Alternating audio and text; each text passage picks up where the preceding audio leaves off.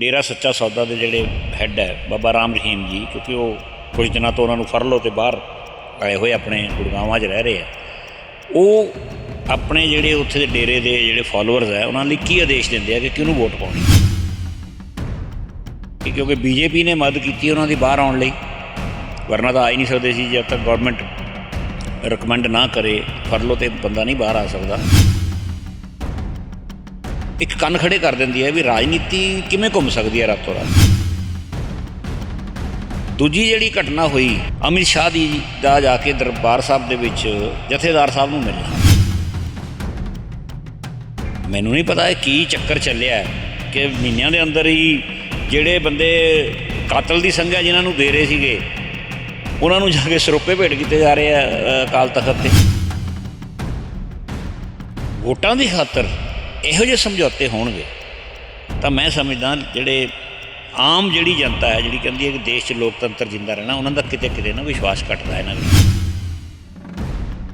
मैं नहीं समझदा कि हालांकि लोग ये कहते हैं कि जिधर बाबे का आ गया पासा 50-60 सीटां दे फर्क पा देगा, पर की करोगे कुर्सियां लैके जे अज तुसीं मौके ते इकट्ठे हो गए तो क्या पहलां भी जो कुछ करा रहे सी देश दे विच वो प्लान नहीं सी? ਇਹ ਜੀ ਕਿਹੜੀ ਪਾਰਟੀ ਜਿਹੜੀ ਕਰਪਸ਼ਨ ਫਰੀ ਹੈ, ਜਿਹੜੀ ਇਲੈਕਸ਼ਨ ਨਹੀਂ ਲੜ ਰਹੀ? ਕੱਲ ਤੱਕ ਕੀ ਸੀਗਾ, ਇਹੀ ਅਮਰਿੰਦਰ ਸਿੰਘ ਬੈਠ ਕੇ ਉਹਨਾਂ ਨੂੰ ਕੀ ਕਹਿੰਦਾ ਸੀ, ਤੁਸੀਂ ਸਾਡੇ 600-700 ਬੰਦੇ ਬਰਾਤੇ ਉਹੀ ਰੇਲਵੇ ਟਰੈਕ ਤੇ ਖਾਣਾ ਪਹੁੰਚਾ ਰਹੇ ਸੀਗੇ ਕਿਸਾਨਾਂ ਨੂੰ। ਅੱਜ ਉਸੇ ਬੀਜੇਪੀ ਦੇ ਨਾਲ ਅਮਰਿੰਦਰ ਸਿੰਘ ਬੈਠੇ। ਜੇ ਬੀਜੇਪੀ ਦੇ ਨਾਲ ਅਮਰਿੰਦਰ ਸਿੰਘ ਤੇ ਕੈਪਟਨ ਸਾਹਿਬ ਆਪਣਾ ਬੈਠ ਸਕਦੇ ਆ ਫਿਰ ਸਾਰੇ ਸਮਝੌਤੇ ਜਾਇਜ਼। ਸਤਿ ਸ਼੍ਰੀ ਅਕਾਲ ਜੀ, ਤੁਸੀਂ ਦੇਖ ਰਹੇ ਹੋ ਪਨੌਸ ਟੀਵੀ। ਮੈਂ ਹਾਂ ਬਿਨੂ ਸ਼ਰਮਾ। ਜਿੱਦਾਂ 20 ਫਰਵਰੀ ਹੈਗੀ ਕੱਲ, ਸਾਫ਼ ਜੀ ਗੱਲ ਹੈ ਕਿ ਲੋਕਾਂ ਨੂੰ ਪੂਰਾ ਇੰਤਜ਼ਾਰ ਸੀਗਾ ਕਿ ਵੋਟਾਂ ਪੈਣਗੀਆਂ, ਫੈਸਲਾ ਹੋਏਗਾ, ਸਰਕਾਰ ਕਿਸ ਦੀ ਬਣੇਗੀ। ਤਾਂ ਉਹ ਦਿਨ ਆ ਗਿਆ 20 ਫਰਵਰੀ ਦਾ, ਯਾਨੀ ਕਿ ਕੱਲ। ਤਾਂ ਇਸ ਖਾਸ ਮੌਕੇ 'ਤੇ ਆਪਣੇ ਵਿਚਾਰ ਸਾਂਝੇ ਕਰਨ ਲਈ ਮੇਰੇ ਨਾਲ ਕਾਂਗਰਸ ਤੋਂ ਸੁਭਾਸ਼ ਚਾਵਲਾ ਜੀ ਮੌਜੂਦ ਨੇ।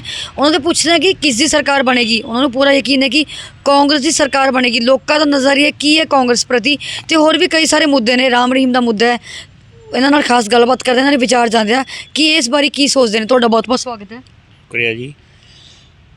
ਮੈਨੂੰ ਪਿਛਲੇ ਹਫ਼ਤੇ ਦੇ ਵਿੱਚ ਕਈ ਪੰਜਾਬ ਦੀਆਂ ਸੀਟਾਂ 'ਤੇ ਜਾਣ ਦਾ ਮੌਕਾ ਮਿਲਿਆ। ਜ਼ਿਆਦਾਤਰ ਮੈਂ ਬਰਨਾਲੇ ਰਿਹਾ ਉੱਥੇ, ਕਿਉਂਕਿ ਸਾਡੇ ਆਪਣੇ ਪਵਨ ਬਾਂਸਲ ਜੀ ਦਾ ਬੇਟਾ ਇਲੈਕਸ਼ਨ ਲੜ ਰਿਹਾ ਕਾਂਗਰਸ ਟਿਕਟ ਤੋਂ। ਇੱਕ ਚੀਜ਼ ਜਿਹੜੀ ਮੈਂ ਹਰ ਸੀਟ ਦੇ ਉੱਤੇ ਜਾ ਕੇ ਲੋਕਾਂ ਦਾ ਚਰਚਾ ਦਾ ਵਿਸ਼ੇ ਸੀ, ਜਿਹੜਾ ਮੈਨੂੰ ਵੀ ਲੱਗਿਆ ਕਿ ਇਹਦੇ ਵਿੱਚ ਕੋਈ ਮੈਨੂੰ ਵੀ ਜਾਣਕਾਰੀ ਚਾਹੀਦੀ ਹੈ। ਲੋਕ ਬੇਸਬਰੀ ਨਾਲ ਇੰਤਜ਼ਾਰ ਕਰ ਰਹੇ ਹੈ ਅੱਜ ਦਾ ਸ਼ਾਮ ਤੱਕ ਦਾ ਕਿ डेरा सच्चा सौदा के जोड़े हैड है बाबा राम रहीम जी, क्योंकि वो कुछ दिनों तो उन्होंने फरलो तो बाहर आए हुए अपने गुड़गांव रह रहे हैं। वो अपने जोड़े उत्थे दे डेरे के जोड़े फॉलोअर्स है उन्होंने की आदेश देंगे कि किहनूं वोट पाउणी है। ये हर जगह खड़े जिथे भी 4 बंदे सी, और ये तो सुभाविक जिहा लग रहा है कि क्योंकि बीजेपी ने मदद की उन्होंने बाहर आने लई, वरना तो आ ही नहीं सकते सी। जब तक गौरमेंट रिकमेंड ना करे फरलो तो बंदा नहीं बाहर आ सकता। ਇਹ ਤਾਂ ਮੰਨ ਲਿਆ ਸੀ ਕਿ ਬੀਜੇਪੀ ਨੂੰ ਮਦਦ ਕਰਨਗੇ। ਇੱਕ ਚੀਜ਼ ਜਿਹੜੀ ਹੋਰ ਹੈਰਾਨੀ ਦੀ ਸੁਣਨ 'ਚ ਆ ਰਹੀ ਹੈ ਕਿ ਅੰਦਰ ਖਾਤੇ ਬੀਜੇਪੀ, ਅਕਾਲੀ ਦਲ ਤੇ ਬਾਬਾ ਜੀ ਦਾ ਕੋਈ ਸਮਝੌਤਾ ਹੋ ਗਿਆ। ਇਹ ਚੀਜ਼ ਇੱਕ ਕੰਨ ਖੜੇ ਕਰ ਦਿੰਦੀ ਹੈ ਵੀ ਰਾਜਨੀਤੀ ਕਿਵੇਂ ਘੁੰਮ ਸਕਦੀ ਹੈ ਰਾਤੋਂ ਰਾਤ। ਦੂਜੀ ਜਿਹੜੀ ਘਟਨਾ ਹੋਈ ਅਮਿਤ ਸ਼ਾਹ ਦੀ ਦਾ ਜਾ ਕੇ ਦਰਬਾਰ ਸਾਹਿਬ ਦੇ ਵਿੱਚ ਜਥੇਦਾਰ ਸਾਹਿਬ ਨੂੰ ਮਿਲਣਾ, ਬਹੁਤ ਦੇਰ ਨਹੀਂ ਹੋਈ। 5-4 ਮਹੀਨੇ ਪਹਿਲਾਂ ਹੀ ਇਹੀ ਜਥੇਦਾਰ ਅਕਾਲ ਤਖਤ ਦੇ ਬਾਰ-ਬਾਰ ਕਹਿ ਰਹੇ ਸੀਗੇ ਕਿ ਮੋਦੀ ਜਿਹੜੇ ਹੈ ਉਹ ਕਿਸਾਨਾਂ ਦੇ ਨਾਲ ਧੱਕਾ ਕਰ ਰਹੇ ਹੈ, ਸਾਡੇ ਸਿੱਖ ਪਰਿਵਾਰਾਂ ਨੂੰ ਸ਼ਹੀਦ ਕਰ ਰਹੇ ਹੈ, ਜਿਹੜੇ ਬਾਰਡਰ ਤੇ ਬੈਠ ਕੇ ਸ਼ਹੀਦ ਹੋ ਗਏ ਉਹਦਾ ਜ਼ਿੰਮੇਵਾਰੀ ਸਿੱਧੀ ਮੋਦੀ ਦੇ ਪਾ ਰਹੇ ਸੀ। ਮੈਨੂੰ ਨਹੀਂ ਪਤਾ ਇਹ ਕੀ ਚੱਕਰ ਚੱਲਿਆ ਕਿ ਮਹੀਨਿਆਂ ਦੇ ਅੰਦਰ ਹੀ ਜਿਹੜੇ ਬੰਦੇ ਕਾਤਲ ਦੀ ਸੰਘਿਆ ਜਿਨ੍ਹਾਂ ਨੂੰ ਦੇ ਰਹੇ ਸੀਗੇ ਉਹਨਾਂ ਨੂੰ ਜਾ ਕੇ ਸਰੋਪੇ ਭੇਟ ਕੀਤੇ ਜਾ ਰਹੇ ਆ ਅਕਾਲ ਤਖਤ 'ਤੇ। तो ये एक अजीब गरीब मैं समझदा राजनीति का नज़ारा कह लो या राजनीति का जिन्हों लालच कह लो भी सारिया पार्टियां सारे ही चीज़ों भुल के अज किसी भी तरह की जे पिछला 5-7-10 साल का पिछोकड़ देखा जाए तो बड़ा मामला बेअदबी का मामला बहुत जोरों ते सीगा।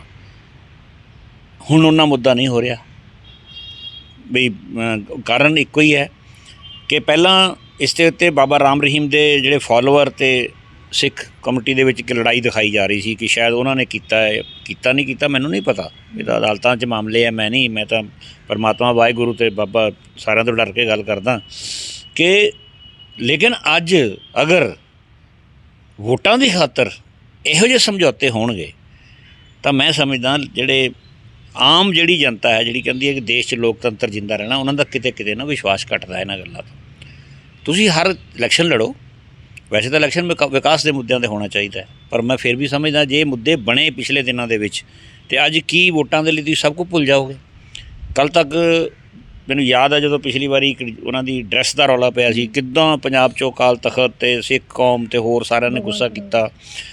ਅੱਜ ਜੇ ਉਹੀ ਸਿੱਖ ਕੌਮ ਦੇ ਰਹਿਨੁਮਾ ਜਾ ਕੇ ਵੋਟਾਂ ਦੀ ਖਾਤਰ ਜਾ ਕੇ ਸਮਝੌਤਾ ਕਰਨਗੇ, ਇਹੋ ਜਿਹੀ ਸਪੋਰਟ ਲੈਂਦੇ ਹੈ, ਮੈਂ ਸਮਝਦਾ ਸੱਤਾ ਬਹੁਤ ਛੋਟੀ ਚੀਜ਼ ਹੈ, ਧਰਮ ਬਹੁਤ ਵੱਡਾ ਹੈ। ਜੇ ਮੈਂ ਆਪਣਾ ਦੱਸਾਂ ਗੱਲ ਤਾਂ ਮੈਂ ਆਪ ਖੁਦ ਸਿੱਖ ਫੈਮਿਲੀ 'ਚ ਹਾਂ, ਮੈਨੂੰ ਪਤਾ ਮੇਰੇ ਦਾਦਾ ਜੀ ਉਹ ਕਿਵੇਂ ਸਿੱਖ ਧਰਮ ਨੂੰ ਕਿਹਦੇ ਲਈ ਕੀ ਮੰਨ ਕੇ ਧਰਮ ਨੂੰ ਮੰਨਦੇ ਸੀ।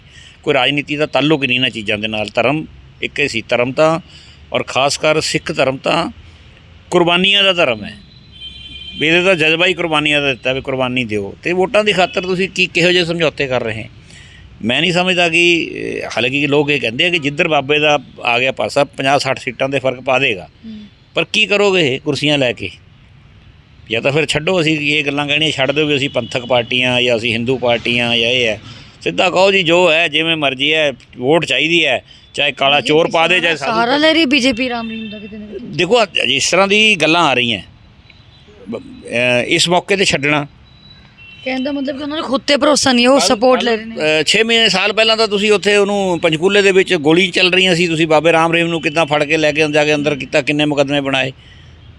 ਅੱਜ ਕੀ ਸਾਰੇ ਹਿੰਦੁਸਤਾਨ ਦੇ ਜਿਹੜਾ ਜਿਹੋ ਜਿਹੇ ਕੇਸ ਬਾਬਾ ਜੀ 'ਤੇ ਹੈ, ਉਹੋ ਜਿਹੇ ਕੇਸਾਂ ਨਾਲ ਸਾਰਿਆਂ ਨੂੰ ਫਰਲੋ ਦੇ ਰਹੇ ਹੋ? ਨਹੀਂ ਦੇ ਰਹੇ ਨਾ। ਸਿਰਫ ਵੋਟਾਂ ਦੀ ਖਾਤਰ ਵੀ 22 ਦਿਨ ਦੀ ਦਿੱਤੀ, 12 ਤਰੀਕ ਤੱਕ ਹੈ, 10 ਤਰੀਕ ਨੂੰ ਇਲੈਕਸ਼ਨ ਖਤਮ ਹੋ ਜਾਣਗੇ, 22 ਤੱਕ ਹੈ, 22 ਤੱਕ। ਤੋ ਇਹ ਇੱਕ ਮੁੱਦਾ ਬਹੁਤ ਵੱਡਾ ਆਉਣ ਵਾਲੇ ਟਾਈਮ 'ਚ, ਅੱਜ ਨਹੀਂ ਮੈਂ ਸਮਝਦਾ ਕਈ ਸਾਲਾਂ ਤੱਕ ਇੱਕ ਬਹਿਸ ਦਾ ਮੁੱਦਾ ਰਹੇਗਾ ਕਿ ਕਿਆ ਇਹ ਕਿਤੇ ਸਾਰੀਆਂ ਚੀਜ਼ਾਂ ਲੜਾਈ ਝਗੜੇ ਆਪਸ 'ਚ ਕਰਾ ਕੇ ਕਿਤੇ ਪਹਿਲਾਂ ਵੀ ਤਾਂ ਪਲੈਨਡ ਨਹੀਂ ਸੀ ਪ੍ਰੋਗਰਾਮ। ਜੇ ਅੱਜ ਤੁਸੀਂ ਮੌਕੇ 'ਤੇ ਇਕੱਠੇ ਹੋ ਗਏ ਤਾਂ ਕਿਆ ਪਹਿਲਾਂ ਵੀ ਜੋ ਕੁਝ ਕਰਾ ਰਹੇ ਸੀ ਦੇਸ਼ ਦੇ ਵਿੱਚ ਉਹ ਪਲੈਨਡ ਨਹੀਂ ਸੀ? ਇਹੋ ਜਿਹੀਆਂ ਸ਼ਕਤੀਆਂ ਨੂੰ ਬੇਨਕਾਬ ਹੋਣਾ ਚਾਹੀਦਾ ਹੈ, ਬੇਨਕਾਬ ਹੋ ਰਹੀਆਂ, ਔਰ ਵੋਟਰ ਨੂੰ ਬੜੀ ਸਮਝਦਾਰੀ ਦੇ ਨਾਲ ਇਹ ਦੇਖ ਕੇ ਆਪਣੀ ਵੋਟ ਪਾਉਣੀ ਚਾਹੀਦੀ ਹੈ। ਕਾਂਗਰਸ ਨਾਲ 3 ਪਾਰਟੀਆਂ ਹੋਰ ਨੇ ਮੈਦਾਨ 'ਚ, ਕੰਪੀਟੀਸ਼ਨ ਤਗੜਾ, ਆਮ ਆਦਮੀ ਪਾਰਟੀ ਹੈ, ਬੀਜੇਪੀ, ਅਕਾਲੀ ਦਲ ਹੈ, ਪਰ ਜਿਹੜੀ ਟੱਕਰ ਹੈ, ਤਗੜੀ ਟੱਕਰ ਹੈ, ਉਹ ਆਮ ਆਦਮੀ ਪਾਰਟੀ ਦੇ ਤੁਹਾਡੇ ਵਿਚਾਲੇ। ਕੀ ਕਹਿਣਾ ਚਾਹੋਗੇ? ਕਿਸੇ ਹੱਦ ਤੱਕ ਗੱਲ ਤੁਹਾਡੀ ਠੀਕ ਹੈ। ਉਹਦਾ ਕਾਰਨ ਹੈ ਇੱਕ ਬੰਦੇ ਨੂੰ ਰੱਬ ਨੇ ਬਣਾਇਆ ਹੀ ਇਸ ਤਰ੍ਹਾਂ ਦਾ ਕਿ ਹਰ ਚੌਥੇ ਦਿਨ ਉਹ ਚੇਂਜ ਚਾਹੁੰਦਾ ਹੈ। ਮੈਂ ਘਰ 'ਚ 4 ਦਿਨ ਘਰ ਵਾਲੀ ਦਾਲ ਇੱਕ ਜਿਹੀ ਬਣਾ ਦੇ, ਆਪਾਂ ਕਹਿੰਦੇ ਬੀਬੀ ਕੀ ਕੀਤਾ, ਕੱਲ੍ਹ ਕੋਈ ਨਵੀਂ ਚੀਜ਼ ਬਣਾ ਲੈ, ਠੀਕ ਹੈ। ਕੱਪੜੇ ਪਾਉਣ ਨੂੰ ਦੂਜੇ ਇੱਕ ਪਾਏ, ਕੱਲ੍ਹ ਦੂਜੇ ਦਿਨ ਦੇਖਦੇ ਹਾਂ ਨਹੀਂ ਕੱਲ੍ਹ ਪਾਏ ਸੀ ਅੱਜ ਨਹੀਂ ਪਾਉਣੇ। ਇਹ ਤਾਂ ਕੁਦਰਤ ਰੱਬ ਨੇ ਬਣਾਇਆ ਹੈ ਵੀ ਹਰ ਆਦਮੀ ਚੇਂਜ ਭਾਲਦਾ ਹੈ। ਮੈਨੂੰ ਲੱਗਦਾ ਕਿ ਇਹੀ ਸ਼ਾਇਦ ਥੋੜ੍ਹੀ ਜਿਹੀ ਭਾਵਨਾ ਹੈ ਲੋਕਾਂ 'ਚ, ਪਰ ਕਈ ਵਾਰੀ ਚੇਂਜ ਗਲਤ ਹੋ ਜਾਂਦੀ ਹੈ। ਆ ਮੋਦੀ ਜੀ ਵਾਲਾ ਦੇਖ ਲਓ, ਲੋਕਾਂ ਨੇ ਕੀਤਾ ਸੀ ਨਾ ਚੇਂਜ, ਅੱਜ ਕੀ ਹਾਲ ਹੋ ਗਿਆ ਦੇਸ਼ ਦੇ ਵਿੱਚ। ਚੇਂਜ ਚੰਗੇ ਲਈ ਹੋਣੀ ਚਾਹੀਦੀ ਹੈ। ਅਗਰ ਮੈਂ ਤਾਂ ਸਮਝਦਾ ਕਿ ਇਹ ਨਾ ਹੋਵੇ ਕਿ ਇੱਕ ਤੋਂ ਥੋੜ੍ਹੀ ਜਿਹੀ ਨਾਰਾਜ਼ਗੀ ਕਰਕੇ ਚੇਂਜ ਦੇ ਚੱਕਰਾਂ 'ਚ ਕਿਸੇ ਬਹੁਤ ਹੀ ਗਲਤ ਬੰਦੇ ਨੂੰ ਆਪਣਾ ਪੰਜਾਬ ਦਾ ਸੂਬਾ ਪਕੜਾ ਬੈਠੋ ਅਤੇ ਫਿਰ 5 ਸਾਲ ਪਛਤਾਓ। ਮੈਨੂੰ ਲੱਗਦਾ ਕਾਂਗਰਸ ਪਾਰਟੀ ਦੇ ਵਿੱਚ ਲੱਖ ਕਮੀਆਂ ਹੋਣਗੀਆਂ। ਮੈਂ ਸਮਝਦਾ ਕੋਈ ਐਸੀ ਪੋਲੀਟੀਕਲ ਪਾਰਟੀ ਨਹੀਂ ਹੁੰਦੀ ਜਿਹੜੀ ਬਿਲਕੁਲ 16 ਕਲਾਂ ਪੂਰੀ ਹੋਵੇ, ਪਰ ਮੈਂ ਸਮਝਦਾ ਕਿ ਫਿਰ ਵੀ ਦੂਜੀਆਂ ਪਾਰਟੀਆਂ ਨਾਲੋਂ ਇਹ ਪਾਰਟੀ ਵਧੀਆ ਹੈ। ਇੱਥੇ ਸਾਰੇ ਮਿਲ ਬੈਠ ਕੇ ਆਪਾਂ ਦੇਸ਼ ਦੇ ਵਿਕਾਸ ਲਈ ਮੁੱਦਿਆਂ ਲਈ ਗੱਲ ਤਾਂ ਕਰ ਸਕਦੇ ਹਾਂ। ਬੀਜੇਪੀ 'ਚ ਬੈਠ ਜਾਓ ਜਾ ਕੇ, ਉੱਥੇ ਰਾਮ ਮੰਦਰ ਹਿੰਦੂ, ਅਕਾਲੀਆਂ 'ਚ ਬੈਠ ਜਾਓ ਜਾ ਕੇ ਗੁਰਦੁਆਰੇ ਪੰਥਕ ਸਭ ਕੁਛ, ਇਸ ਤੋਂ ਇਲਾਵਾ ਗੱਲ ਹੀ ਨਹੀਂ। ਤੇ ਆਮ ਆਦਮੀ ਪਾਰਟੀ ਦਾ ਹਾਲੇ ਕਿਸੇ ਨੇ ਲੋਕਾਂ ਨੇ ਕੁਛ ਨਹੀਂ ਦੇਖਿਆ। ਮੈਂ ਕਹਾਂ ਵੀ ਬਹੁਤ ਜ਼ਿਆਦਾ ਕੁਛ ਚੰਗਾ ਦੇਖਿਆ। ਚੰਡੀਗੜ੍ਹ ਦੇਖ ਹੀ ਲਿਆ ਸੀ ਇਲੈਕਸ਼ਨਾਂ ਦੇ ਵਿੱਚ, ਕਹਿੰਦੇ ਸੀ ਅਸੀਂ ਬਹੁਤ ਇਮਾਨਦਾਰ ਪਾਰਟੀ ਹਾਂ। ਕੋਈ ਦਿਨ ਛੱਡਿਆ ਨਹੀਂ ਜਿੱਦਣ ਸਾਡੇ ਕੌਂਸਲਰਾਂ ਨੂੰ ਖਰੀਦਣ ਦੀ ਕੋਸ਼ਿਸ਼ ਨਹੀਂ ਕੀਤੀ। ਵੀਡੀਓ ਵੀ ਵਾਇਰਲ ਹੋ ਰਹੀਆਂ, ਕਿੰਨੀਆਂ ਸੱਚੀਆਂ ਕਿੰਨੀਆਂ ਝੂਠੀਆਂ ਮੈਨੂੰ ਨਹੀਂ ਪਤਾ, ਕੁਛ ਨਹੀਂ ਪਤਾ ਹਾਲੇ। ਦਿੱਲੀ ਦੀ ਬਹੁਤ ਮਾਡਲ ਦੀ ਗੱਲ ਕਰਦੇ ਆ। ਲੱਗਦਾ ਨਹੀਂ ਕਿ ਆਮ ਆਦਮੀ ਪਾਰਟੀ ਨੂੰ ਕਿਤੇ ਨਾ ਕਿਤੇ ਬਦਨਾਮ ਕਰਨ ਦੀ ਸਾਜ਼ਿਸ਼ ਕਿਹਾ ਜਾ ਸਕਦਾ ਇਸ ਨੂੰ? ਮੈਂ ਕਹਿੰਦਾ ਉਸ ਕੌਣ ਕਸਰ ਛੱਡ ਰਿਹਾ। ਇਹ ਤਾਂ ਇਲੈਕਸ਼ਨ ਹੈ। ਮੈਂ ਤਾਂ ਇਹੀ ਤਾਂ ਕਹਿ ਰਿਹਾ ਵੀ ਇਲੈਕਸ਼ਨ 'ਚ ਇੰਨੀ ਗਿਰਾਵਟ ਕਿਉਂ ਕਰ ਰਹੇ ਹੋ, ਇੱਕ ਦੂਜੇ ਦੇ ਖਿਲਾਫ ਇਹ ਜਿਹੇ ਐਲੀਗੇਸ਼ਨ ਕਿਉਂ ਲਗਾ ਰਹੇ ਹੋ? ਉਹ ਕਿਹੜਾ ਘੱਟ ਛੱਡ ਰਹੇ ਹੋ? ਚੋਰ ਡਕੈਤ ਲੁਕੇ, ਉਹ ਵੀ ਕੇਜਰੀਵਾਲ ਵੀ ਕਹੀ ਜਾਂਦਾ, ਉਹ ਕਾਲੇ ਅੰਗਰੇਜ਼ ਕਹੀ ਜਾਂਦੇ ਆ, ਕੋਈ ਗੋਰੇ ਅੰਗਰੇਜ਼ ਕਹੀ ਜਾਂਦੇ ਆ, ਕੋਈ ਆਤੰਕਵਾਦੀ ਕਹੀ ਜਾਂਦਾ। ਮੈਂ ਤਾਂ ਇਹ ਕਹਿੰਦਾ ਵੀ ਲੋਕਾਂ ਦਾ ਵਿਸ਼ਵਾਸ ਕਿਉਂ ਖਤਮ ਕਰ ਰਹੇ ਹੋ? ਕਿਸੇ ਨੂੰ ਤਾਂ ਚੰਗਾ ਕਹਿ ਦਿਓ। ਸਾਰੇ ਹੀ ਇਹ ਚੋਰ ਹੈ, ਵੀ ਸਾਰੇ ਤੁਹਾਨੂੰ ਵੋਟ ਪਾਣੀ ਕਿਉਂ ਲੋਕ ਫਿਰ? ਸੁਭਾਸ਼ ਜੀ, ਜੇਕਰ ਇੱਕ ਮੌਕਾ ਮਿਲਦਾ ਹੈ ਕਾਂਗਰਸ ਨੂੰ, ਲੋਕ ਇੱਕ ਮੌਕਾ ਦਿੰਦੇ ਨੇ, ਪੰਜਾਬ ਦੀ ਜਨਤਾ ਇੱਕ ਮੌਕਾ ਦਿੰਦੀ ਹੈ, ਕੀ ਕਾਂਗਰਸ ਪਾਰਟੀ ਪੰਜਾਬ ਦੇ ਲੋਕਾਂ ਦੀ ਉਮੀਦਾਂ ਦੇ ਖਰੀ ਉਤਰ ਪਾਏਗੀ, ਉਹ ਮਸਲੇ ਹੱਲ ਕਰ ਪਾਏਗੀ?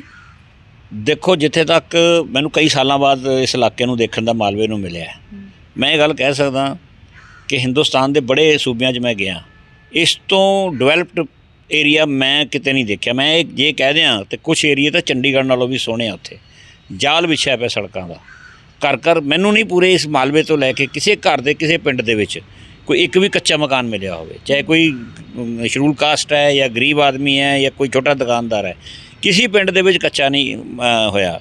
ਹਰ ਪਿੰਡ ਦੇ ਵਿੱਚ ਮੈਂ ਸਕੂਲ ਦੇਖਿਆ, ਬੱਚੇ ਜਾ ਰਹੇ ਆ ਜਿਸ ਤਰ੍ਹਾਂ ਅਸੀਂ ਪੁਰਾਣੇ ਹੁੰਦੇ, ਛੋਟੇ ਛੋਟੇ 15-20 ਬੱਚੇ ਜਾ ਰਹੇ ਆ ਪੈਦਲ, ਕੁੜੀਆਂ ਮੁੰਡੇ।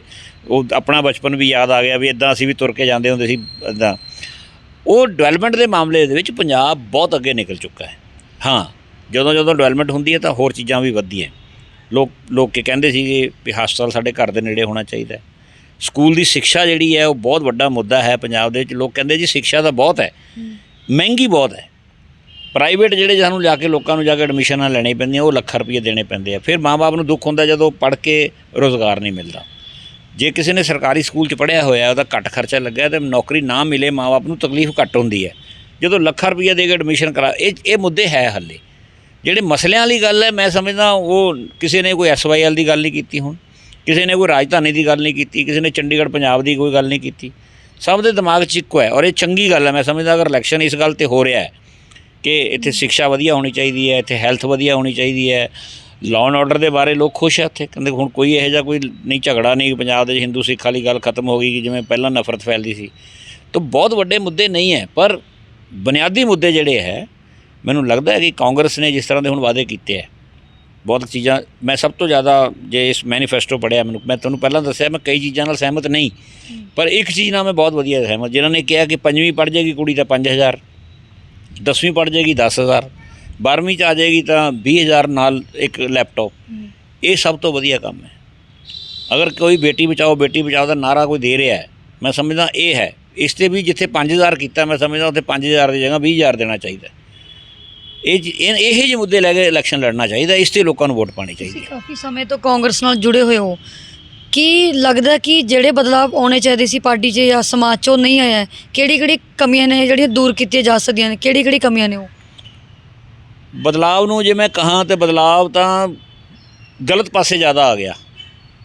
ਆ ਜਿਹੜੀ ਰੋਜ਼ ਦਲ ਬਦਲੀ ਹੋ ਰਹੀ ਹੈ, ਇਹ ਸਾਡੇ ਜਦੋਂ ਮੈਂ ਕਾਂਗਰਸ ਆਇਆ ਸੀ ਉਦੋਂ ਨਹੀਂ ਸੀ। ਬੜਾ ਬੁਰਾ ਸਮਝਦੇ ਸੀ ਅੱਜ ਪਾਰਟੀ ਨੂੰ ਛੱਡ ਕੇ ਦੂਜੀ ਪਾਰਟੀ ਚਲੇ ਜਾਣਾ, ਪੈਸਾ ਇੰਨਾ ਖਰਚ ਕਰਨਾ ਇਲੈਕਸ਼ਨਾਂ 'ਚ। ਇਹ ਲੋਕਾਂ ਦਾ ਇੱਕ ਸਵਾਲ ਹੈ ਕਿ ਇੰਨਾ ਮਹਿੰਗਾ ਇਲੈਕਸ਼ਨ ਕਿਉਂ ਹੁੰਦਾ ਜਾ ਰਿਹਾ ਹੈ। ਅੱਜ ਸ਼ਰਾਬ, ਕੈਸ਼, ਲਾਲਚ, ਇਹ ਚੀਜ਼ਾਂ ਜਿਹੜੀਆਂ, ਇਹ ਬਦਲਾਵ ਇਹ ਆਇਆ ਹੈ। ਬਦਲਾਵ ਚੰਗਾ ਪਾਰਟੀ 'ਚ ਨੇ ਕਾਂਗਰਸ ਦੇ ਬੰਦੇ, ਅਕਾਲੀ ਸਾਰੇ ਇਹ 'ਚ ਕੋਈ ਨਹੀਂ ਬਚਿਆ। ਇਹ ਕੋਈ ਐਵੇਂ ਗੱਲਾਂ ਲੱਗਦੀਆਂ ਜੀ ਆਮ ਆਦਮੀ ਪਾਰਟੀ ਕੋਲ ਲੱਗ ਹੈ। ਸਭ ਜਗ੍ਹਾ ਮੁਕਾਬਲਾ ਇਸ ਗੱਲ ਦਾ ਨਹੀਂ ਹੈਗਾ। ਮੁਕਾਬਲਾ ਇਸ ਗੱਲ ਦਾ ਲੱਗਿਆ ਕਿ ਮੈਂ ਵੱਧ ਪੈਸਾ ਕਿੰਨਾ ਖਰਚ ਕਰ ਦਿਆਂ, ਮੈਂ ਵੱਧ ਸ਼ਰਾਬ ਕਿੰਨੀ ਵੰਡ ਦਿਆਂ। ਮੈਂ ਤੁਹਾਨੂੰ ਦੱਸਾਂ, ਪੰਜਾਬ ਦੇ ਵਿੱਚ ਤਾਂ ਰੱਬ ਦੀ ਦਇਆ ਹੈ, ਪੋਲੀਟੀਕਲ ਪਾਰਟੀਆਂ ਤਾਂ ਭੁੱਕੀ, ਗਾਂਜਾ ਇਹ ਲਈ ਫਿਰਦੀਆਂ, ਕੋਈ ਲੈਣ ਵਾਲਾ ਤਾਂ ਮਿਲੇ। ਲੋਕ ਤਾਂ ਅੱਕੇ ਪਏ ਨਸ਼ੇ ਕਰ ਕਰਕੇ, ਉਹ ਕਹਿੰਦੇ ਇਹਨਾਂ ਨੂੰ ਮਾਰਾਂਗੇ ਜੇ ਸਾਡੇ ਕੋਲ ਨਸ਼ੇ ਲੈ ਕੇ ਆਏ ਤਾਂ। ਇਸ ਕਰਕੇ ਬਦਲਾਵ ਮਾੜੇ ਪਾਸੇ ਜ਼ਿਆਦਾ ਹੋਇਆ, ਚੰਗੇ ਪਾਸੇ ਹੋਇਆ। ਮੈਨੂੰ ਤਾਂ ਦੁੱਖ ਇਹ ਲੱਗਦਾ ਹੈ ਕਿ ਜਦ ਮੈਂ ਛੋਟਾ ਜਿਹਾ ਸੀ, ਪਾਰਟੀ ਸੀਗੀ, ਉਦੋਂ ਇਸ ਕਾਂਗਰਸ ਪਾਰਟੀ ਜਾਂ ਦੂਜੀਆਂ ਪਾਰਟੀਆਂ ਦੇ ਵੀ ਜਿੰਨੇ ਮਰਜ਼ੀ ਰਾਜਨੀਤਿਕ ਵਿਰੋਧ ਹੋਣ, ਕੁਛ ਅਸੂਲ ਤਾਂ ਸੀਗੇ, ਇਮਾਨਦਾਰੀ ਤਾਂ ਸਾਰੀਆਂ ਪਾਰਟੀਆਂ ਮੰਨਦੀਆਂ ਸੀ।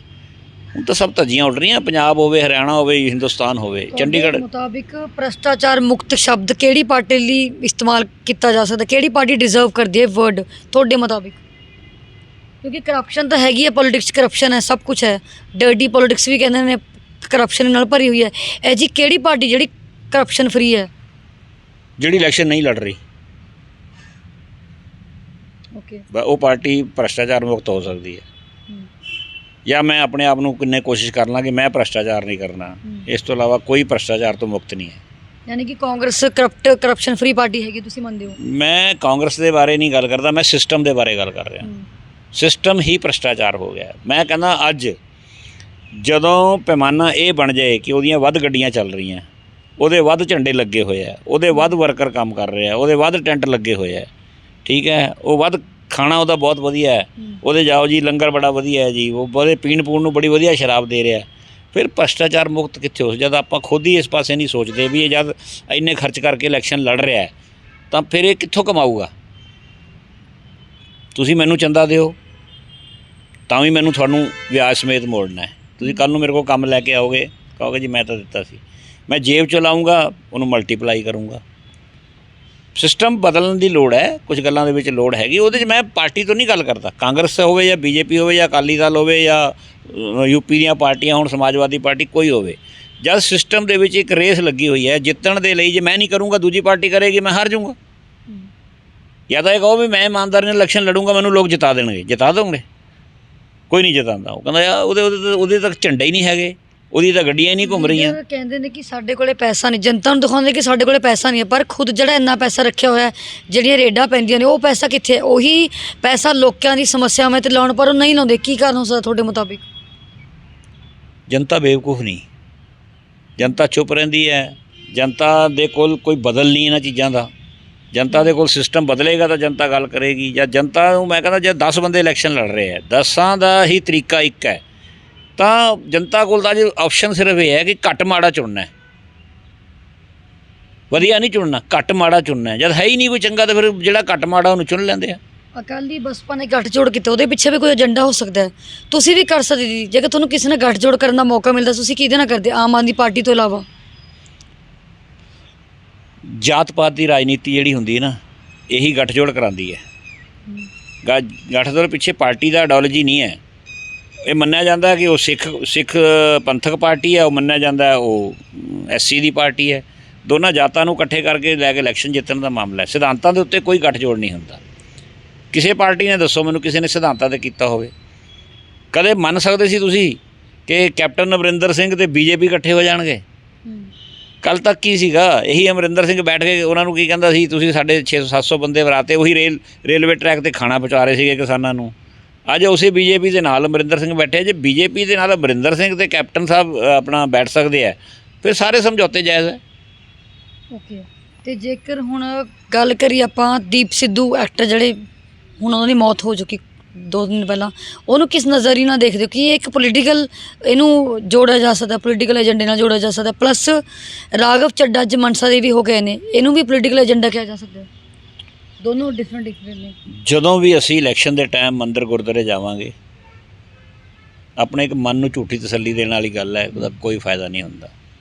ਮੰਦਿਰ ਤੇ ਗੁਰਦੁਆਰੇ ਆਦਮੀ ਨੂੰ ਰੂਟੀਨ 'ਚ ਜਾਣਾ ਚਾਹੀਦਾ ਹੈ, 12 ਮਹੀਨੇ ਜਾਣਾ ਚਾਹੀਦਾ। ਜਦੋਂ ਟਾਈਮ ਲੱਗੇ ਤੁਹਾਨੂੰ ਸਵੇਰੇ ਉੱਠ ਕੇ ਜਾਇਓ। ਜੇ ਤੁਸੀਂ ਜਾਂਦੇ ਹੋ ਤਾਂ ਠੀਕ ਹੈ, ਨਹੀਂ ਤਾਂ ਮੈਂ ਤਾਂ ਨਹੀਂ ਸਮਝਦਾ ਕਿ ਰੱਬ ਇੰਨਾ ਭੋਲਾ ਭਾਲਾ ਕਿ ਤੁਸੀਂ 5 ਸਾਲ ਜਾਓ ਨਾ ਔਰ ਇੱਕ ਦਿਨ ਜਾਓਗੇ ਤਾਂ ਤੁਹਾਨੂੰ ਸਾਰੇ ਹਿੰਦੁਸਤਾਨ ਦੀਆਂ ਵੋਟਾਂ ਪਵਾ ਦੇਣਗੇ।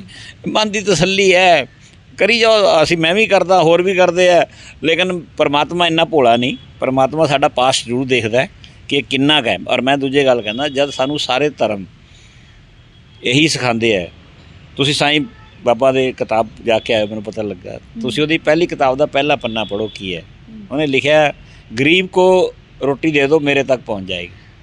ਬਿਲਕੁਲ ਕਿਹਾ ਨਾ। ਇੱਦਾਂ ਹੀ ਕੀ ਕਹਿੰਦੇ ਆ, ਕਿਰਤ ਕਰੋ ਵੰਡ ਕੇ ਖਾਓ। ਗੁਰੂ ਨਾਨਕ ਦੇਵ ਜੀ ਨੇ ਕਿਹਾ ਵੀ ਜਿੰਨਾ ਤੁਹਾਡਾ ਹੈ, ਸਭ ਗੁਰੂਆਂ ਨੇ ਕਿਹਾ ਦਸਵਾਂ ਦਸੌਂਦ ਕੱਢੋ, ਕੰਮ ਕਰੋ, ਫਲ ਦੀ ਇੱਛਾ ਨਾ ਕਰੋ। ਹਿੰਦੂ ਧਰਮ 'ਚ ਕਿਹਾ ਗਿਆ। ਜੇ ਸਾਰਾ ਕੁਝ ਜਿਹੜਾ ਉੱਥੇ ਪੜ੍ਹਨ ਜਾਂਦੇ ਆ, ਦੇਖਣ ਜਾਂਦੇ, ਸਾਡੇ ਲੱਗਦਾ ਕਿ ਰਾਘਵ ਚੱਡਾ ਜਿਹੜਾ ਮਨਸਾ ਦੇ ਵੀ ਹੋ ਕੇ ਆਏ ਨੇ, ਉਹ ਲੋਕਾਂ ਦੀ ਪੀਸ ਹਾਰਮਨੀ ਲਈ ਜਾ ਕੇ ਨੇ, ਆਪਣੀ ਪਾਰਟੀ ਦੇ ਫਾਇਦੇ ਲਈ ਜਾ ਕੇ? ਨਹੀਂ, ਮੈਂ ਫਿਰ ਕਹਿ ਰਿਹਾ ਕਿ ਜਦੋਂ ਤੁਸੀਂ ਕੋਈ ਲੀਡਰ ਦੱਸ ਕੇ ਜਾਂਦਾ ਮੰਦਿਰ ਗੁਰਦੁਆਰੇ, ਜਿਹਦਾ ਮੀਡੀਆ ਨੂੰ ਪਤਾ ਹੈ, ਲੋਕਾਂ ਨੂੰ ਪਤਾ ਹੈ, ਉਹ ਧਰਮ ਦੇ ਨਾਂ 'ਤੇ ਨਹੀਂ ਗਿਆ, ਉਹ ਜਾ ਕੇ ਲੋਕਾਂ ਨੂੰ ਜਾਂ ਆਪਣੇ ਆਪ ਨੂੰ ਬੇਵਕੂਫ ਬਣਾ ਰਿਹਾ ਕਿ ਮੈਨੂੰ ਪਤਾ ਨਹੀਂ ਇਸ ਮੰਦਿਰ ਜਾਣ ਨਾਲ ਮੇਰੀਆਂ ਵੋਟਾਂ ਵੱਧ ਜਾਣਗੀਆਂ। ਮੈਂ ਤਾਂ ਹੈਰਾਨ ਹੁੰਦਾ, ਵੱਡੇ ਵੱਡੇ ਲੀਡਰ ਹੈ ਸਾਰੀਆਂ ਪਾਰਟੀਆਂ ਦੇ, ਸਵੇਰੇ ਕਦੇ ਮੂੰਹ ਮੰਦਿਰ ਨਹੀਂ ਗਏ ਹੋਣਗੇ, ਕਦੇ ਕੁਛ ਨਹੀਂ ਗਏ ਹੋਣਗੇ, ਜਿੱਦਣ ਨੂੰ ਟਿਕਟ ਮਿਲਦੀ ਹੈ ਪਹਿਲੇ ਦਿਨ ਮੱਥਾ ਟੇਕਣ ਜਾਂਦੇ ਹਨ। ਮੈਂ ਨਹੀਂ ਕਹਿੰਦਾ ਨਹੀਂ ਜਾਣਾ ਚਾਹੀਦਾ, ਬੁਰੀ ਗੱਲ ਨਹੀਂ ਹੈ, ਇਹ ਨਮਰਤਾ 'ਚ ਹੁੰਦੀ ਹੈ। ਪਰ ਜੇ ਤੁਸੀਂ ਉਹਨੂੰ ਇਹ ਦਿਖਾਓ ਜਾ ਕੇ ਜੀ ਮੈਂ TV ਵਾਲੇ ਵੀ ਨਾਲ ਲੈ ਜਾ, ਅਖਬਾਰਾਂ 'ਚ ਆਪਣੀ ਫੋਟੋਆਂ ਵੀ ਦਿਆਂ ਜੀ, ਮੈਂ ਫਲਾਣੀ ਮਜ਼ਾਰ 'ਤੇ ਮੱਥਾ ਟੇਕਿਆ, ਮੈਨੂੰ 4 ਅਲਪਸੰਖਿਅਕ ਵੋਟ ਪਾ ਦੇਣਗੇ, ਜੇ ਮੈਂ ਗੁਰਦੁਆਰੇ ਜਾਂ ਮੈਨੂੰ ਸਿੱਖ ਪਾ ਦੇਣਗੇ। ਬਈ ਇਹ ਤਾਂ ਤੁਹਾਡੇ ਆਪਣੇ ਮਨ ਦਾ ਭਰਮ ਹੈ, ਉਹ ਵਾਹਿਗੁਰੂ ਸਾਹਿਬ ਨੂੰ ਦੇਖਦਾ ਹੈ। ਐਕਟਰ ਦੀਪ ਸਿੱਧੂ ਦੀ ਮੌਤ ਤੇ ਬਾਰੇ ਕੀ ਵਿਚਾਰ ਹੈ? ਕੀ ਇਲੈਕਸ਼ਨ ਦੇ ਨਜ਼ਦੀਕ ਆ ਕੇ ਘਟਨਾ ਹੋਈ ਜਾਂ ਪਹਿਲਾਂ ਹੀ ਵੈਲ ਪਲਾਨਡ ਸੀਗਾ? ਕਿਉਂਕਿ ਉਹਨਾਂ ਨੂੰ ਪਹਿਲਾਂ ਉਹਦੀ ਜਾਨ ਤੋਂ ਮਾਰ ਦੀ ਧਮਕੀਆਂ ਵੀ ਮਿਲਦੀ ਸੀ। ਦੀਪ ਸਿੱਧੂ ਨੂੰ ਕੋਈ RSS ਦਾ ਏਜੰਟ ਕਹਿੰਦਾ ਸੀ, ਕੋਈ ਅੱਤਵਾਦੀ ਕਹਿੰਦਾ ਸੀ। ਦੇਖੋ, ਮੈਂ ਜਿੱਥੇ ਤੱਕ ਸਮਝਦਾ, ਦੀਪ ਸਿੱਧੂ ਦਾ ਇੱਕ ਕਿਸੇ ਵੀ ਹਮੇਸ਼ਾ ਹੋਇਆ, ਜਿਹੜੇ ਉੱਭਰਦੇ ਸਿਤਾਰੇ ਹੁੰਦੇ ਆ ਨਾ, ਇਹਨਾਂ ਨੂੰ ਕਹਿੰਦੇ, ਜਿਵੇਂ ਅਸੀਂ ਮੰਨਦੇ ਤਾਂ ਨਹੀਂ, ਕਹਿੰਦੇ ਕੋਈ ਨਜ਼ਰ ਲੱਗ ਜਾਂਦੀ ਹੈ ਕਈ ਵਾਰੀ। ਇਹ ਨਜ਼ਰ ਲੱਗਣ ਵਾਲੀ ਗੱਲ ਹੈ। ਉਹ ਮੈਂ ਨਹੀਂ ਸਮਝਦਾ ਕਿ ਜੇ ਕੋਈ ਸਾਜ਼ਿਸ਼ ਹੈ। ਜੇ ਸਾਜ਼ਿਸ਼ ਹੁੰਦੀ, ਦੀਪ ਸਿੱਧੂ ਹੱਲੇ ਉਸ ਲੈਵਲ ਤੇ ਨਹੀਂ ਪਹੁੰਚਿਆ ਸੀ ਕਿ ਕਿਸੇ ਲਈ ਉਹ ਰਾਜਨੀਤਿਕ ਖਤਰਾ ਹੋ ਜਾਏ ਜਾਂ ਕਿਸੇ ਲਈ ਕੋਈ ਉਹ ਬਹੁਤ ਜ਼ਿਆਦਾ ਉਹ ਥ੍ਰੈਟ ਹੈ ਆਉਣ ਵਾਲੇ ਪੋਲੀਟੀਕਲੀ। ਇਹ ਐਕਸੀਡੈਂਟ ਹੈ। ਐਕਸੀਡੈਂਟ ਦੇ ਵਿੱਚ ਇਕੱਲਾ ਦੀਪ ਸਿੱਧੂ ਨਹੀਂ, ਤੁਸੀਂ ਦੇਖੋ ਵੱਡੇ ਵੱਡੇ ਲੀਡਰ ਜਿਹੜੇ ਦੇਸ਼ ਦੇ ਕਈ ਵਾਰੀ ਇਹਨਾਂ ਇਸੇ ਤਰ੍ਹਾਂ ਹੀ ਚਲੇ ਗਏ ਵਿਚਾਰੇ। ਸਾਡੇ ਪਾਰਟੀ ਦੇ ਸੀਗੇ ਆਪਣੇ ਇਹਨਾਂ ਦੇ ਪਾਇਲਟ ਸਾਹਿਬ ਦੇ ਰਾਜੇਸ਼ ਪਾਇਲਟ, ਉਹਨਾਂ ਦੀ ਇੱਦਾਂ ਹੀ ਐਕਸੀਡੈਂਟ ਹੋਇਆ। ਠੀਕ ਹੈ, ਸਾਡੇ ਚੀਫ ਮਿਨਿਸਟਰ 2-3 ਸੀ, ਹੈਲੀਕਾਪਟਰਾਂ 'ਚ ਨਹੀਂ ਹੋ ਜਾਂਦਾ ਕਦੇ, ਜਨਰਲ ਰਾਵਤ ਦੇ ਨਹੀਂ ਹੋਇਆ। ਇਹ ਐਕਸੀਡੈਂਟ ਹੈ ਜਦੋਂ ਹੁੰਦਾ ਬਦਕਿਸਮਤੀਆਂ। ਇਸ ਕਰਕੇ ਮੈਂ ਨਹੀਂ ਇਹਨੂੰ ਕੋਈ ਸਾਜ਼ਿਸ਼ ਨਹੀਂ ਸਮਝਦਾ। ਜੇ ਕਿਸੇ ਨੇ ਸਾਜ਼ਿਸ਼ ਕਰਨੀ ਹੋਵੇ ਤਾਂ ਕੀ ਉਹ ਕਿੱਥੇ ਦਾ ਮੇਵਾਤ ਦਾ ਟਰੱਕ ਵਾਲਾ ਹੈ, ਪਿੱਛੋਂ ਦੀ ਆ ਕੇ ਗੱਡੀ ਵੱਜੀ, ਗੱਡੀ ਵੀ ਇਹਨਾਂ ਦੀ ਆਪਣੀ ਵੱਜੀ ਅਤੇ ਸਾਈਡ ਵੀ ਉਹ ਵੱਜੀ ਬਾਈ ਚਾਂਸ ਚਲਾ ਰਹੇ ਹੋਣ। ਜੇ ਸਾਜ਼ਿਸ਼ ਹੁੰਦੀ ਤਾਂ ਮਾਰਨ ਦੇ 20 ਤਰੀਕੇ ਅੱਜ ਕੱਲ੍ਹ ਤਾਂ ਬੜੇ ਸੌਖੇ ਹੁੰਦੇ, ਕਿਸੇ ਨੂੰ ਬੰਬ ਨਾ ਉਡਾ ਦਿਓ, ਕਿਸੇ ਨੂੰ ਗੋਲੀ ਮਾਰ ਦਿਓ, ਕਿਸੇ ਨੂੰ ਕੁਛ ਕਰ ਦਿਓ। ਮੈਨੂੰ ਲੱਗਦਾ ਨਹੀਂ ਹੈ ਕਿ ਇੱਦਾਂ ਦੀ ਕੋਈ ਸਾਜ਼ਿਸ਼ ਹੈ ਇਹਦੇ 'ਚ। ਮੈਨੂੰ ਲੱਗਦਾ ਵੀ ਆਖਰੀ ਸਵਾਲ ਹੈ, ਪੰਜਾਬ ਦੇ ਲੋਕਾਂ ਦੀ ਉਮੀਦ ਕਾਂਗਰਸ ਪਾਰਟੀ ਨਾਲ ਜੁੜੀ ਹੋਈ, ਜਾਂਦੇ ਜਾਂਦੇ ਲੋਕਾਂ ਨੂੰ ਕੀ ਕਹਿਣਾ ਚਾਹੋਗੇ, ਕੀ ਅਪੀਲ ਕਰਨਾ ਚਾਹੋਗੇ? ਮੇਰੀ ਤਾਂ ਇਹੀ ਅਪੀਲ ਹੈ, ਮੈਂ ਕਾਂਗਰਸ ਦੇ ਨਾਤੇ ਵੀ ਕਹਿੰਦਾ ਅਤੇ ਵੈਸੇ ਵੀ ਮੇਰਾ ਇੱਕ ਪੰਜਾਬੀ ਹੋਣ ਦੇ ਨਾਤੇ ਮੇਰਾ ਇੱਕ ਫਰਜ਼ ਬਣਦਾ ਹੈ ਕਿ ਉਹ ਪਾਰਟੀ ਨੂੰ ਚੁਣੋ ਜਿਹਦੀ ਪਾਰਟੀ ਦੇ ਵਿੱਚ ਕੁਝ ਕਮੀਆਂ ਹੋਣ ਦੇ ਬਾਵਜੂਦ ਵੀ ਜਿਹੜੀਆਂ ਪਾਰਟੀਆਂ ਲੜ ਰਹੀਆਂ ਇਹਨਾਂ 'ਚੋਂ ਵਧੀਆ ਪਾਰਟੀ ਹੈ। ਇੱਥੇ ਕੋਈ ਜ਼ਿਆਦਾ ਧਰਮ ਦੀ ਗੱਲ ਨਹੀਂ ਚੱਲਦੀ, ਜਾਤ ਦੀ ਗੱਲ ਨਹੀਂ ਚੱਲਦੀ, ਬਾਏ ਐਂਡ ਲਾਰਜ ਡਿਵੈਲਪਮੈਂਟ ਦੀ ਹੀ ਗੱਲ ਕਰਦੇ ਆ। ਪੂਰੇ ਦੇਸ਼ ਦੇ ਵਿੱਚ ਪਾਰਟੀ ਹੈ, ਹੋਰ ਕੋਈ ਐਡੀ ਪਾਰਟੀ ਹੈ ਨਹੀਂ ਜਿਹੜੀ ਇਹਦੇ ਹਰ ਕੋਨੇ 'ਚ ਹੈ। ਕਈ ਵਾਰੀ ਲੱਗਦਾ ਹੈ ਸਾਨੂੰ ਕਿ ਅਸੀਂ ਨਵੀਂ ਪਾਰਟੀ ਨੂੰ ਟੈਸਟ ਕਰਨ ਜਾ ਰਹੇ ਹਾਂ, ਪਰ ਮੈਂ ਸਮਝਦਾ ਇਹ ਕੋਈ ਉਹ ਟੈਸਟ ਨਹੀਂ ਹੈ ਕਿ ਅਸੀਂ ਕੋਈ ਆਪਣਾ ਮੈਡੀਕਲ ਟੈਸਟ ਕਰਾਉਣਾ ਹੈ ਕਿ ਜੀ ਮੇਰਾ ਬਲੱਡ ਠੀਕ ਹੈ ਜਾਂ ਨਹੀਂ ਠੀਕ ਹੈ। ਸੂਬੇ ਦੀ ਗੱਲ ਹੈ, ਬਦਲਾਅ ਦੇ ਚੱਕਰ 'ਚ ਕਿਤੇ ਅਸੀਂ ਗਲਤ ਕੰਮ ਨਾ ਕਰ ਬੈਠੀਏ, ਕਿਸੇ ਹੋਰ ਨੂੰ ਹੱਥ ਨਾ ਦੇ ਬੈਠੀਏ। ਸਰਹੱਦੀ ਸੂਬਾ ਹੈ, ਸਭ ਕੁਝ ਦੇਖ ਕੇ ਹੀ ਵੋਟ ਪਾਉਣੀ ਚਾਹੀਦੀ। ਤਾਂ ਤੁਸੀਂ ਦੇਖਿਆ ਸੀ ਕਿ ਮੇਰੇ ਨਾਲ ਕਾਂਗਰਸ ਸੁਭਾਸ਼ ਚਾਵਲਾ ਜਿਨ੍ਹਾਂ ਨੇ ਹਰ ਮੁੱਦੇ ਦੇ ਖੁੱਲ੍ਹ ਕੇ ਵਿਚਾਰ ਸਾਂਝੇ ਕੀਤੇ, ਦੀਪ ਸਿੱਧੂ ਬਾਰੇ ਵੀ ਵਿਚਾਰ ਸਾਂਝੇ ਕੀਤੇ, ਬਾਬਾ ਰਾਮ ਰਹੀਮ ਬਾਰੇ ਵੀ ਗੱਲਬਾਤ ਕੀਤੀ, ਤੇ ਇਹ ਕਿਹਾ ਕਿ ਜਿਹੜੇ ਲੀਡਰ ਪਾਰਟੀ ਦੇ ਨਜ਼ਦੀਕ ਆ ਕੇ ਮੰਦਿਰ ਜਾਂਦੇ ਨੇ, ਮੰਦਿਰ ਜਾਣਾ ਮਾੜੀ ਗੱਲ ਨਹੀਂ, ਮੰਦਿਰ ਜਾਓ, ਪਰ ਤੁਹਾਨੂੰ ਲੱਗਦਾ ਨਹੀਂ ਕਿ ਇੱਕ ਕਿਸਮ ਦਾ ਸ਼ੋਅ ਆਫ ਹੋ ਗਿਆ ਕਿ ਅਸੀਂ ਸੋਸ਼ਲ ਮੀਡੀਆ 'ਤੇ ਪੋਸਟ ਕਰ ਰਹੇ ਹਾਂ, ਅਸੀਂ ਮੰਦਿਰ ਹੋ ਕੇ ਟਿਕਟ ਮਿਲਣ ਦੀ ਪਹਿਲਾਂ ਕਿਉਂ ਨਹੀਂ ਗਏ ਉਹ ਮੰਦਿਰ ਇੰਨੇ ਸਾਲਾਂ ਦੇ। ਅਤੇ ਇਹਨਾਂ ਨੇ ਇਹ ਵੀ ਕਿਹਾ ਕਿ ਕਾਂਗਰਸ ਦੀ ਸਰਕਾਰ ਬਣ ਸਕਦੀ ਹੈ, ਪਰ ਜਿਹੜੀ ਹਾਲੇ ਵੀ ਖਾਮੀਆਂ ਨੇ ਹੋਰ ਪਾਰਟੀਆਂ 'ਚ ਉਹ ਪੂਰੀ ਕਰਨ ਦੀ ਲੋੜ ਹੈ। ਕਾਂਗਰਸ ਪਾਰਟੀ 'ਚ ਵੀ ਖਾਮੀਆਂ ਹੈਗੀਆਂ ਨੇ, ਪੂਰੀਆਂ ਕੀਤੀ ਜਾ ਸਕਦੀਆਂ ਨੇ। ਤੁਸੀਂ ਵੀ ਕਮੈਂਟਸ ਵਿੱਚ ਵਿਚਾਰ ਸਾਂਝੇ ਕਰ ਸਕਦੇ ਹੋ ਕਿ ਕਾਂਗਰਸ ਦੀ ਸਰਕਾਰ ਬਣ ਸਕਦੀ ਹੈ, ਕੀ ਪੰਜਾਬ ਦੇ ਲੋਕਾਂ ਦੀ ਉਮੀਦ ਕਾਂਗਰਸ ਪਾਰਟੀ ਨਾਲ ਜੁੜੀ ਹੋਈ। ਇੱਕ ਮੌਕਾ ਕਾਂਗਰਸ ਨੂੰ ਮਿਲਣਾ ਚਾਹੀਦਾ ਹੈ। ਵਿਚਾਰ ਰਾਹੀਂ ਕਮੈਂਟ ਸਾਂਝੇ ਕਰ ਸਕਦੇ ਹੋ। ਬਣੇ ਰਹੋ ਪਨ ਔਸ ਟੀਵੀ ਨਾਲ।